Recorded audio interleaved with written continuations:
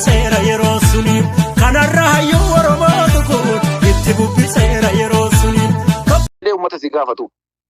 Uummata kanarraa nuti gammachuun qabnu. Isaan garuu akka mootummaatti jara kana sappoortii godhaa turan. Seenaa takkalaa Harawaanis atis hin beektaa san dubbachuun hin barbaachisu.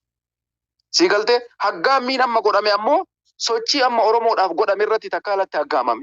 Kanarratti yoo wallaalummaa qabaatte malee waan takkalatti haggaamameef hin beekta. Kaleessa goota kenna warqii daayimandii jechaanii turanii bar. Har'a gaafa isaan dubbii Finfinnee irratti Finfinnee amma tokko asiin garas kutanii tun asiin achi citte shaggar magaalaa maarree taate dhiibbaan kun akka isaan dadhabsiisu waan beekaniif gaafii ijoo isaan takkala irra kaasan tokko dhimma Finfinneeti. Tana tokkoffaa bu'atu jira jechuudha. Lammata irratti dhimmi isaan kaasan dhimma namicha Finfinnee maali jedhu saniif kendarisa. Sadaffaa irratti dhimmi isaan kaasan dhimma amantii Ortodoksiiti. Afuraffaa irratti dhimmi isaan isatti kaasan dhimma maaliiti? Dhimma Wallaggaa uummata keenya achi dhumuu isintu ficcisiiseeti.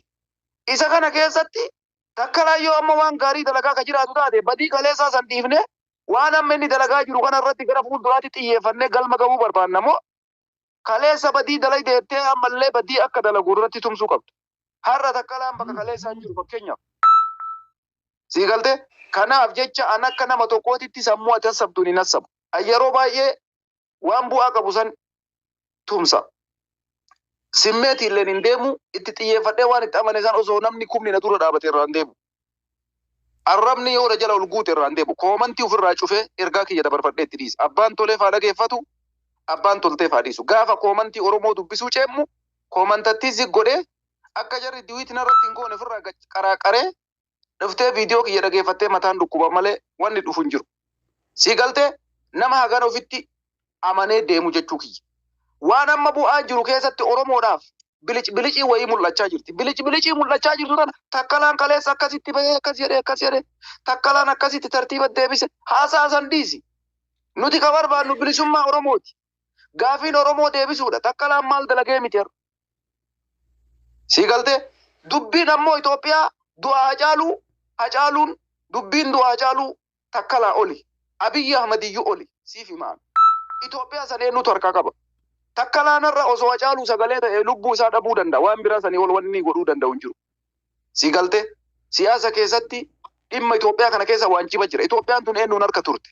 Akkamitti laaffistee gaafiin Oromoo deemuu qabu. Kuni tokkoffaa barumsa barbaachisa, taaktikii garaagaraa barbaachisa. Wareegama baay'ee nama gaafata jechuu kiyya.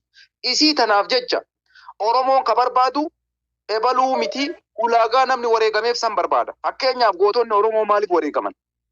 Abbaa biyyummaa Oromoo irratti. Aadaan Oromoo haa kabajamuudha. Afaan Oromoo afaan hojii haa ta'u. Daangaan Oromiyaa haa sararamu. Oromoo irraa duuti haa dhaabatu. Uummanni Oromoo hundi afaan isaatiin akka of barsiisuuf gootonni akka kaleessaa jaarraa abbaa gadaa irraa kaasee haga ilaalaa goota kenna Hacaaluun bahutti abukaattoo mirga dhala namaa Abduu Jabbaariin bahutti ka isaan wareegamaniif Oromiyaan akka maqaa fi namaaf maqaa isiititti akka jiraattuu fi Oromoon Finfinnee irratti mirga abbaa biyyummaa isaa akka goonfatuufi. Gaafiin nuti irratti xiyyeeffachuu qabnu bu'aan dalagamaa jiru maali jennee mormuu qabna. Nuti har'as taanaan takkalaan deeggarree beeki. Biltsiginnaan deeggarree beeki. Laakiin dhimma aggaammii jarri godhan santu jarri kun wayita Oromoodhaaf sochii wayii jalqabu dhufanii dhukkuba ta'uu barbaadan. Ati ammoo bakka kanatti dhuftee jara wajji abboo sheemiin sin qabu. Nama biraa wajji dhaabattu dhabdee Amaara waliin dhaabattee Oromootti yoo dubbattu. Har'a nama kamtu afaanii baafatee takkalaa uumaa Amaara wajjin waa jechuu ni barbaada. Namni gariin seenaa ofiillee hin beeku maalummaa isaallee hin hubatu. Uummata nu malee Itoophiyaan hin jiru. Itoophiyaan nuyi. Ofiin jedhu gisee mara akka lammii lammaffaatitti uummata silaalu wajjin dhaabattee takkalaa waa jechuun sheemooniiwu. Jibbi takkalaa raasuu goddan. Biltsiginnaa ta'uu miti. Yaada isaan dhufanii san jara san mormuun biltsiginnaa ta'uu miti. Isii tanaaf jecha ilmaan Oromoo nuti siyaasa biltsiginnaa hin deeggaru. Biltsiginnaan gaafii Oromoo akka deebiftuuf dhiibbaa ni goona. Badiin amma dalagame. Mudannoon takkalaa uumaa mudate. Jarri kun isinitti ba'an. Osoo waan biraa godhuu fi dhiistanii warqii haftanii fi mana mataa isaaniititti ganzaba baankii bantanii fi mataa kanaan baankiin kee kana jedhanii kennanii fi uummanni kuni uummata deebiin isaa gahaan argatee deebiin naa deebi'e jedhuu miti. Maaltu si hafe gaafiin jettee yoo gaafatte lubbuuteettu nu hafe amma lubbuutee barbaadna uummata siin jedhu. Uummata Abiyyi Ahmad akkasitti isaan bira dhaabatee siidaa gootota isaanii fuudhee maasaraa kaa'ee fi siidaa Minilik Haayila Sillaasee Kamaarree fuudhee achi kaa'ee fi faashistii Tedros fuudhee dabaltee fi har'a galataaf namni isa jajjate jira hin jiru. Lubbuu teenuu kenni jechaa jiran. Amaaraa gazaal jechaa jiran. Si galtee ummata homa feete osoo ati kenniteefi isa dhumaa irratti gaafiyyuu yoo fixate lubbuutee si barbaannaa siin jedhuudha jechuudha. Isa kana beekee ani wanni na gubu maali beekta? Wallahi billahi abbaa fedhe xilaata kiyyaa ta'u. Nama dhufee Amaarri ilma Oromoo tokko irratti duulu yoo arge osoo waan fedhe xilaata kiyya ta'e namicha san sappoortii godhaan siif hima. Haguma fedhe garaagarummaa fedhe akka dhabu. Maal akka jarri kun ta'e waan beekuuf kanaaf har'a takkala irratti fotoo kiyya duuba kaa'an Jawaariin malee nama biraa irratti hin sirbu. Garuu takkalaan har'a ilmaan Oromoo takkalaa bira dhaabattan galatatu isiniin mala. Kun bilchiginnaa ta'uu miti. Hedduu waan seenaa qabu hojjettan. Oromoon hagam akka tokkummaa qabu. Oromoon badaa isaallee dabarsee akka hin kennine hubatanii barata. Yuutuubii isaanii, tiktokii isaanii seentanii yoo laaltan hafuura baafachuu dadhaban. Akkamitti uummanni Oromoo kun akkana walii galuu danda'u? Jarri akka yaada isaaniititti Oromoon takkalaa homaan godhu darbee jira. Amma isaan ammoo afaan ittiin gabbanii dubbatan dhaban jechuudha. Tokkummaa Oromoo argisiiftan waan biraa osoo hin taane dhaloota qubee akka isin taatan. Bakka dubbiin jabaattetti badaa ofiillee dabarsee akka Oromoon hin kennine ragaa baatanii jechuudha. Namoonni tokko dubbiin galuu fi dhabdee haala salphaa gad deebisee ilaalu. Ani Amaarummaa isaaniitiif isaan mormaa jiru. Takkalaa wallaahi billaahi. Haga qottee keessaa kanas hin deeggaru. Isii tan obboleewwan biyya hundi keessanuu akka ilaalcha keessaniititti waan barbaadan jechuu dandeessanii. Nuti yaadni kenna kana har'a garuu tokkummaa Oromootu mul'ate. Oromoon badaa ofiillee dabarsinee akka hin kenninetu ragaan bahee isii tanaafi akkasii lammaffaa immoo waan itti namanne hin godhina. Waan itti namanne hin godhina. Waan bu'aa qabu hojjedha. Waan uummata Oromootiif bu'aa qabuu fi xilaata Oromoo dhaabbataa yoo agarte bada har'a mee waa takka isin gaafadha Oromoo. Hacaaluun du'ee jirami. Hacaaluun du'uun dhimma takkalaa uumaatii oli. Dhimma Shimallisii oli. Si galtee Hacaalutti dabalama malee takkalaan osoo mormeeyyuu bu'aa biraa fiduu hin danda'u. Isii lammataa ta'anii dubbadhu jira. Yoo har'a jarri kun takkalaa uumaa irratti tarkaanfii fudhatan Oromoodhaa bilisummaan dhufee jira. Bilisummaan Oromoodhaa dhufu jira. Gaallaa akkas goone ganaa takkaan akkas goona kana karaa qabne kanatu nu hafe jetti malee akka amma nam tokko inni xilaata kenna maal jettu sanii miti. Takkalaan jaalattee jibbite kallattiidhaan as bahee waa sii godhuu baatu bakka san jiraachuun isaa si fayyade waan ati hin beekne hedduu jira. Isii kanaaf jecha dhiifama naa godhaa namoonni jala jirtanii fi warri seentanis ani ergaan kiyya kanumaa galatoomii maayitii kiyya gabaadhuu fayyaa naa ta'ii bakka jirtutti nagaa keessa jiraadhu. Yaanni ati jette sirriidha. Oromoon akka fedhelee nuti rakkina keessaa qabaannu rakkina siyaasaa isaanii waliin isaan jibbinus rakkoo qabaannullee uummanni kun akka nuti takka taane harkan. Yoo arra lola duratti banan gama wallootiin harkitanii jirtanii Oromoon arra isaan akka yaadanitti biltsiginnaa waan hin deeggarreef taakala uummaa gisee isaan akkas godhan waan waliin duulu itti fakkaatee jira. Namoonni hedduun koomantii hedduu takka yoo laaltan akkas itti fakkaatee jira. Gisee nuti immoo isaanii waliin dhaabbanne akkana taanu immoo akka nuti amma waraana isaan banan kanarratti illee Oromoon akka takka taate isaan hin dhiisne ni hubatanii jechuudha. Saniifuu akkanatti miidiyaa qabaddaa gista akka takkallee. Okay, itti fufaa. Ya, assalamu alaikum. Eegala waalaikum salaam wa rahmatullahi wa barakatuh. Ya, ani guddaalee haasawuu hin danda'u. Atummaa lolu argeenyaa si tolsee ni beektan. Maal jee? Zawo girigiri ni. Laa girigiri wayii uumuuf illee miti. Like si oitaan akkana tiktookii banu hawzumaan banu tokkoffaa sinnaa dhufe. Waa wayii jechuu jirta. Eenyudhaa walloltee naam jedhee sisseen. Nama wallaleetii miti. Namaa miti waa'ee dullatti Gabrasillaasii takkarraa haasa'u turre. Sambira kunnee jirra. Mali namarraa nama tokko waliin lolle. An nama hin tuqu. Kana tuqe hin milkaa'u. Sanumaafuu nama tokkorraa nama tokko waliin lolle. Daannaa koo itti fufu. Okay. Anre yaada baay'eeyyuun qabu waan ani dubbachuu barbaade baay'ee isaa ni tuttuqeera inni amma dubbatee ba'e garuu jarri kuni akka Oromootti aanu jibbani malee siyaasni keenya adda adda yoo ta'es abbaa fi deeggarree jibbiinsa isaan qabani akka Oromootti akka amantiittis miti akka siyaasaattis miti.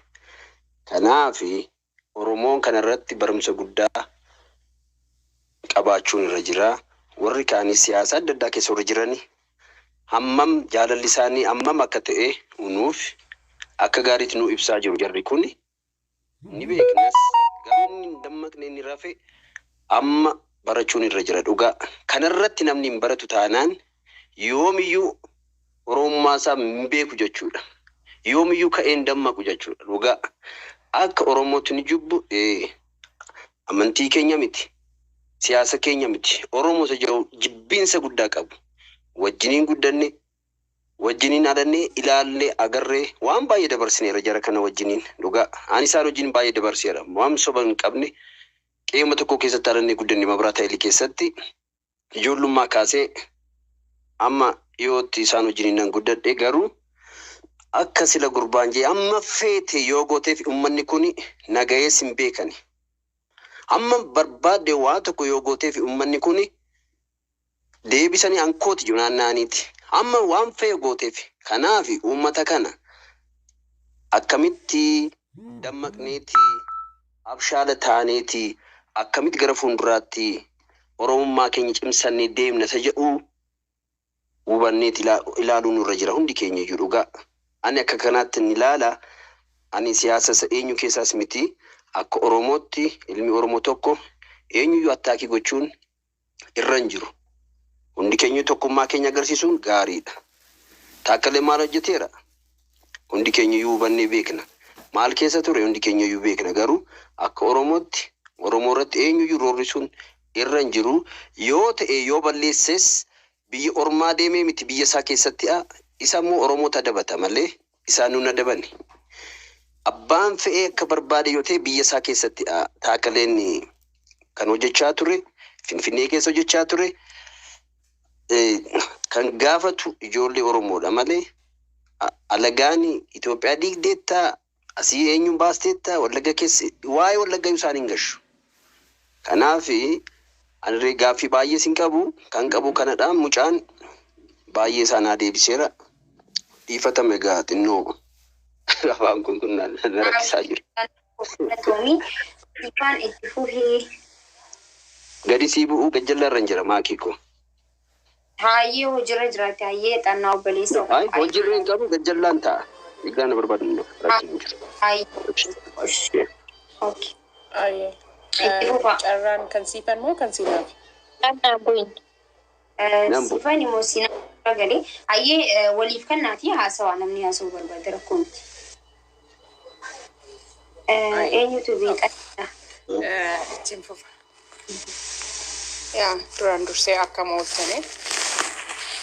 Yaa as biratti akkuma obboleessi koo jedhee alagaadhaaf nu balbala banuu hin qabnu. Carrumallee isaaniif kennuu hin qabnu.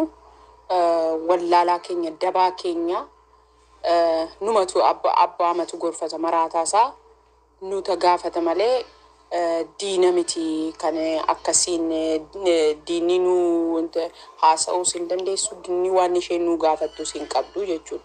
Isaan siluma rakkinni isaanii waa'ee Oromooti. Oromummaarraa rakkina qabu malee waan taakkala uumaa ta'eef miti. Waan Oromoo ta'eedhaaf kan isaan akkas gochaa turan jechuudha. Akkasitti salphisanii agarsiisuuf kan barbaadan waan Oromoo ta'eef. Saba kan biraarraa dhufe kan isaanii nama waamee qagoodhee jira. Osoo kan isaanii ta'e akkas godhanii agarsiisuuf hin mul'isan. Silumaayyuu warri achi viidiyoo qarratsaa turan keessaa akka argitanitti ijoollee sana eenyuufaa ta'ennillee akka qorachiisnetti maal gochaa warra turanidha. Gaafa morma nurraa qalamee gadi ba'anii ganaa ምና አይታችሁ ቪዲዮ ሲቀርጹ የነበሩ yoo as keessa jiraatan እንዲገባቸው እንደውም በአማርኛ ቀይሯለሁ ዲፋማ ወሊ ማኪኒ እየምጣ መነከቲ no ኮሚቲ ኦኬ ያ እዚህ ጋር ስለ ቤተሰብ ስለሆነ ማላወራው ስለ ነፍጠኛ የሚኒሊክ ዝራሽ ስለሆነ ማወራው በሚገባችሁ ቋንቋ ልቀይረው ብዬ ነው። ቪዲዮን ሲቀርጽ የነበሩት ልጆች እንዳጣራ ነው ከሆነ ትናንትና እኛ አንገታችን ወለጋ ላይ ተቆርጦ ፋኖ ሽፍታው ቡድን አንገታችንን ቆርጦ በላከላችሁ ጊዜ እናንተ ምን ስትሉ ነበረ? ገና ምን አይታችሁ ገና ከዚህም የተሻለ ሌላም ነገር እናረጋለን ይበላችሁ፣ እሰይ ደግ አረጋችሁ ስትሉ የነበረ ናችሁ። ሲቀጥል ለፋኖ ለዛ ሽፍታ ቡድን ገንዘብ ስታሰባስቡ የነበራችሁት ናችሁ። እናንተ ማን ሆናችሁ ነው ዛሬ ታከለ ኡማ ብላችሁ የምትናገሩት? ማን ሆናችሁ ነው? ሲጀምር ስለ ወለጋ ላይ ስለሆነው ስለ ንጹሃን መጨፍጨፍ ኦሮሞ ለራሱ ፍትህ ራሱ የሚያደርገውን ነገር ያደርጋል። እናንተ ማን ናችሁና ነው ሽፍታ ቡድን እዛ ውስጥ አስቀምጣችሁ ስታበቁ እንደዚህ ለማለት የቻላችሁ? ስለዚህ በቪዲዮም ሰርቼ የላችኋለሁ። የእናንተ ልዩነት ልንገራችሁ። አንድ ጎዳና ተዳዳሪ አሜሪካ ውስጥ ቁጭ ብሎ እዛ ሊለምን ፍርፋሪ ሊጠይቅ እዛ ካፌ ሄዶ አጋጣሚ ሆኖ ታከለ ኡማን አገኘ። በዛ ሰዓት ላይ መቼስ ማንም ጎዳና ተዳዳሪም ስልክ መያዝ ስለሚችል ቪዲዮ ቀረጸና ቪዲዮ ለቀቀ። ከዛ አሁን እናንተ በእናንተ ቤት ታከለ ኡማን አዋርዳችኋል። ምንም አላዋረዳችሁም። ዛሬ የኦሮሞን አንድነት እኔ በፖለቲካ አቋሜ ከብልጽግና ለያለሁ፣ ብልጽግና አይደለሁም። ነገር ግን ኦሮሞማና ፖለቲካ አቋሜ ይለያያል። በኦሮሞና አንድ ነን ማለት ነው። በኦሮሞነት እኛ አንድ ነን። ስለዚህ በኦሮሞነታችን ላይ ከመጣችሁ ማንንም አናስተናግድም፣ አንሰማችሁ። ስለዚህ ወደፊትም ቢሆን በኦሮሞ ላይ ሌላ ነገር ለማለት የምታስቡ ካላችሁ አቋማችሁን ለእናንተ እንኳን ምክር ማስተላለፍ ትንሽ ይከብዳል። አቋማችሁን ብትቀይሩ የተሻለ ነው የምላችሁ። ማን እንደሆናችሁ እናውቃችኋለን። አርፋችሁ ተቀመጡ። ለዛሬ ያደረጋችሁት ድርጊት አልተሳካም። በጣም አመሰግናለሁ። ያጆሌ ኦሮሞ siyaasni garaagarummaan nu gidduu jiru karaa siyaasaatiin akkuma jirutti ta'ee eenyummaa keenya oromummaa keenya irratti garuu wanta dhufe yoomiyyuu taana walumaan qolachuu qabna, akkasumatti itti deemna, waliin qolanna ofirraa. Diina of keessatti hin galchinu, diinaaf carraa hin kenninu jechuudha. እናንተ ጠላቶቻችን ናችሁ። ወደ ድሮም ጠላታችን ነበራችሁ፣ ዛሬም ጠላታችን ናችሁ፣ ወደፊትም ጠላታችን። ከእናንተ ጋር እኛ ምንም ህብረት የለንም። እናንተ የእኛን አንገት ቆርጣችሁ በ21 ሴንቸሪ ላይ ከተማ ለከተማ ስትዞሩ የነበራችሁ ናችሁ። እናንተ ሴጣንን ያስቀናችሁ ያስጎመጃችሁ አውሬዎች ናችሁ። ስለዚህ ከእናንተ ጋር እኛ ህብረት የለንም። ስለ ጀስቲስ ማውራት አትችሉ፣ አቆሙልን። ይሄንን ነው ማለት እንፈልገው። ለሌላ ሰው እድል ስጪ። ማኪ ቆጭና መከምራል አፍጫራ ከኔ ሄዱ ገለጾ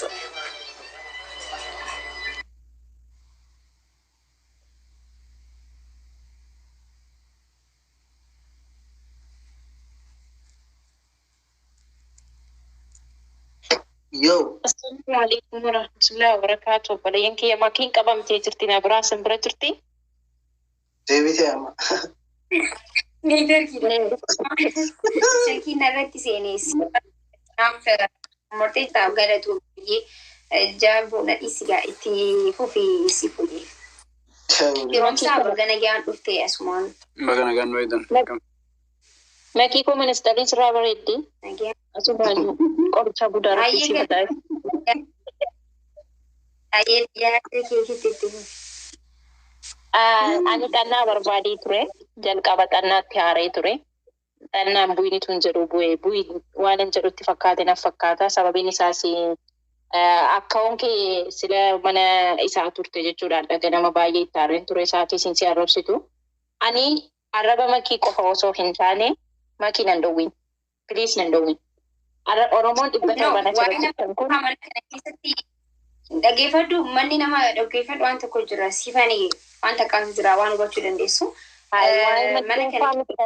Bijaan kun dhagahu akkasiin Oromoo akka waan Oromoon waan sin Oromoo irratti gochaa jirtu jechuudha. Namni hunduu irratti dalaguu qaba makii. Waan kana nama guddaa jettee silallee dhiisteettaan. أنا سي ما دقي فردو Jabbo dhiisi. نمي قدا ويتتي دل لايك ما قدا ويتتي وركات وانا رجيت واسوتي بيتا Jabu ajanda nuar kan jijjiirina kami amma ajanda yoo jijjiirtanii eegasanii waan nama haasofseenna waan ta'eef. Kanumaafu achumarraa yoo gelle waan biraa keessa waan irratti haasa'u Hin dhaga'amu makee hin ciccita. Meeshaan godhaa Oromoo. Suman. Hundi keessanuu baay'isee geemmi ta'e malee taaptaapiin gootan beekte hankanaaf hin araba. Waa'ee sabarratti namni gizee haasee taaptaapiin gootan dhaggeeffatan beekne bara akkaataatti waliin deemnu. Hayyee waan irratti haasa'u jirurraa haasa'ii yoo yaada qabaatte yaada kanadhu siifan. Waa'ee taatalees haasa'iraan. Hayyee bakka firoomsatti yaada baruu wayyu. Hayaa itti darbu. Hayyee firoomsaa.